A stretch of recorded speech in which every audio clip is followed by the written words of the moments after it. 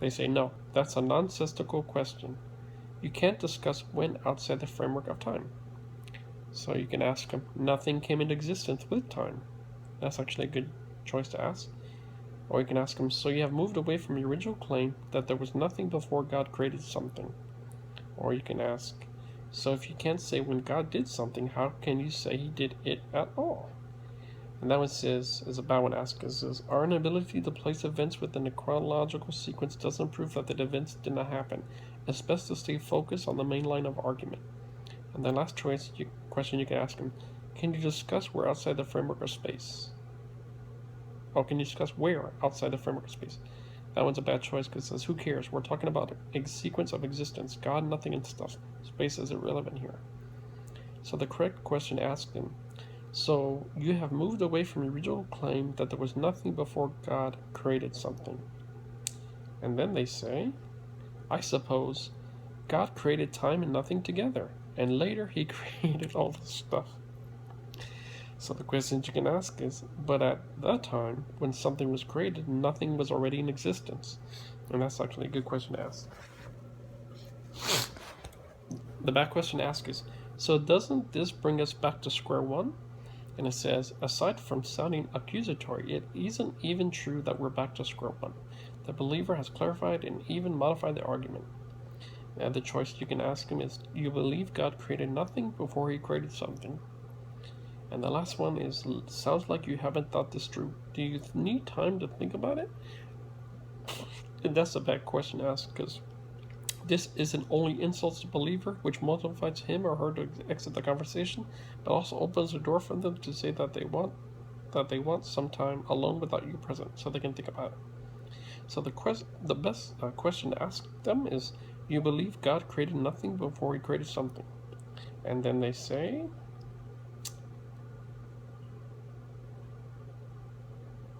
right. Okay. And then the other choices it gives you, how can you create nothing by clearing out an empty space in something? That's a bad question to ask them, because it says sheer nothing is a paradoxical idea, but this isn't the point in the train of discussion to introduce such paradoxes. Follow through with the believer's line of reasoning. Or you can choose, so nothing has to be created to exist. And that's a really good one. That's actually the correct answer to choose. Other answer you can ask them is, question you can, you believe this, why? And then that's a bad one to ask, because it says normally asking people what they believe is a good idea. However, at this point in the discussion, the believer is in the process of explaining why. Be patient.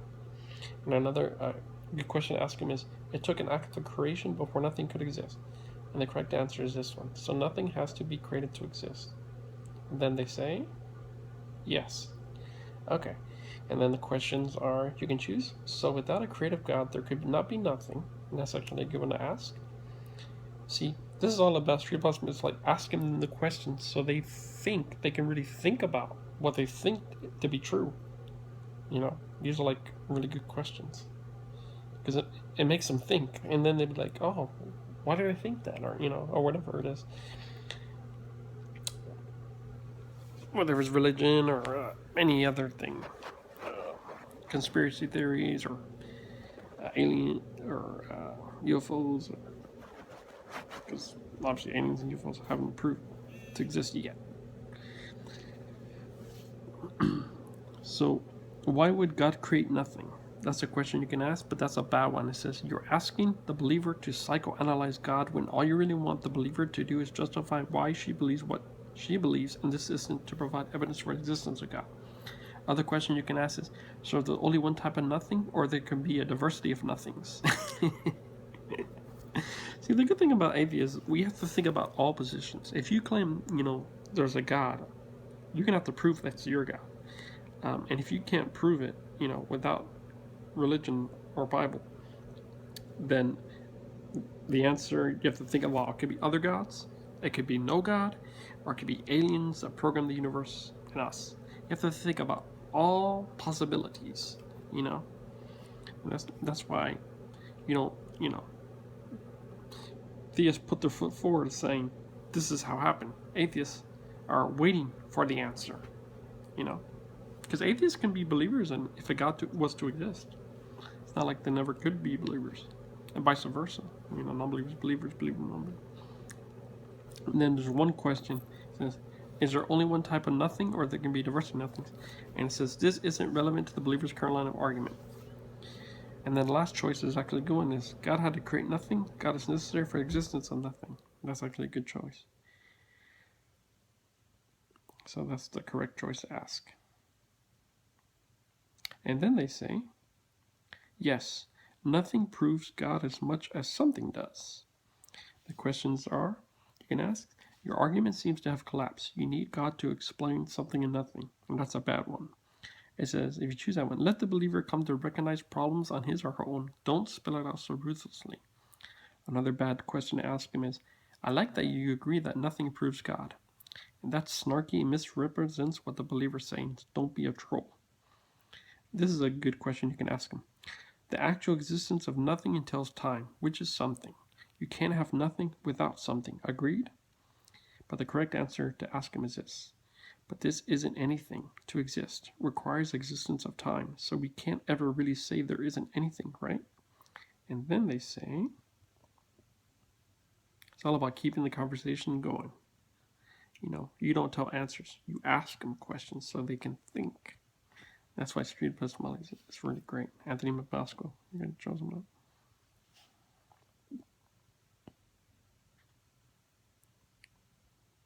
All right. And then they say,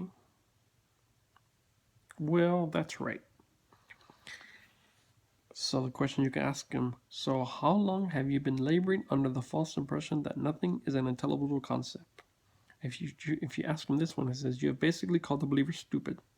You want believers to feel intelligent so that they will begin to rely on their intelligence. Don't shoot yourself in the foot by making them feel stupid. So that was a bad question. You don't ask them that. This is a good one you can ask them. Sure, nothing is an incoherent concept. Can we agree upon that? Other question you can ask, would you agree with Parmenides that nothing comes from nothing? And does that make God nothing? That's a bad question to ask. And says cleverness of this nature is generally not well received and is off the main line of the argument, and we let it go. Then another good question you can ask them is, which means there really is no such thing as pure isolated nothing.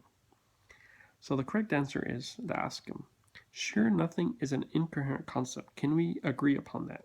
And then they say, right. All right, so these questions you can ask him, which refutes the initial claim that without God there be nothing. That's actually a good question.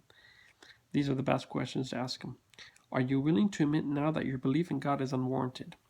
And it says, if you ask him this one, it's presumptuous to suppose the believer has no other arguments for believing in God. The tone of the question is rude in that it suggests that the believer should admit belief is unwarranted, as though the believer would be caught in some unsavory act.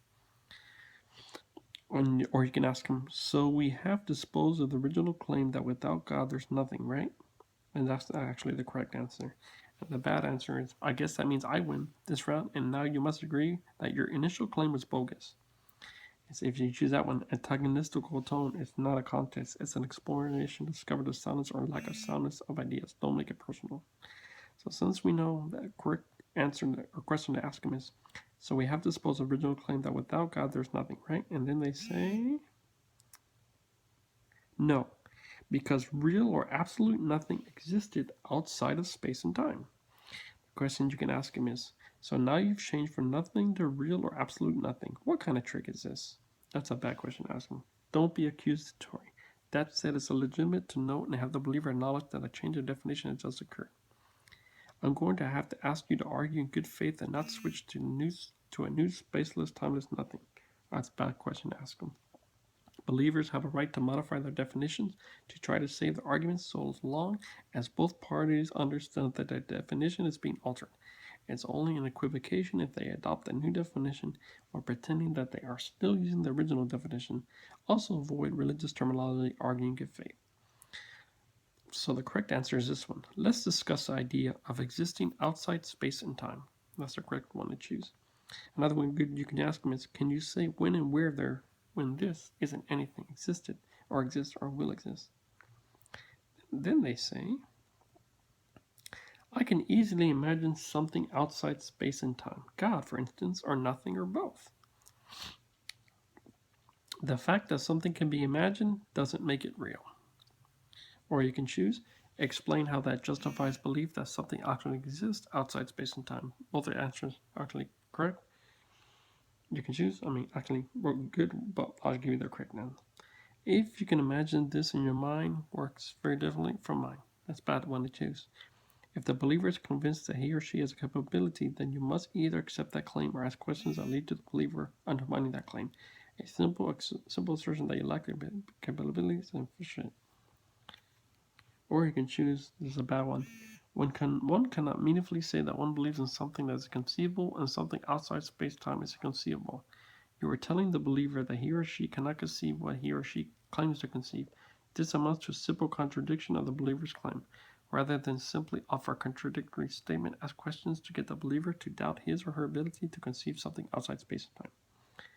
So the correct question to ask or answer is, the fact that something can be imagined doesn't make it real. So the answer is, they say, well, I can't actually prove something exists outside space and time, but we can't rule it out. The only thing is, you can rule out imaginary gods, but you can't really rule out aliens, because aliens are definitely more probable than a god.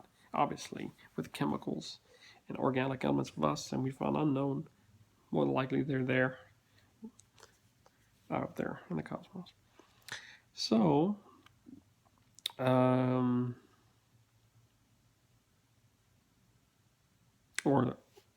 they once existed. They could be extinct. Well, they've yet to exist. So they say, well, I can't actually prove something exists outside space and time, but we can't rule it out. The choices are, the Bible says that God does stuff in the physical world, even sending the sun to earth. God is space-time bound. That's actually a really good point, because theists always say God is outside space and time, but the Bible actually says God is space-time. That one sentence kind of killed the whole Bible, or they have to say that God is outside space, because the Bible says God is inside space-time. But that's a bad choice to ask him. It says, don't bring up the Bible. Don't even suggest that it's a recognized authority on the space-time continuum.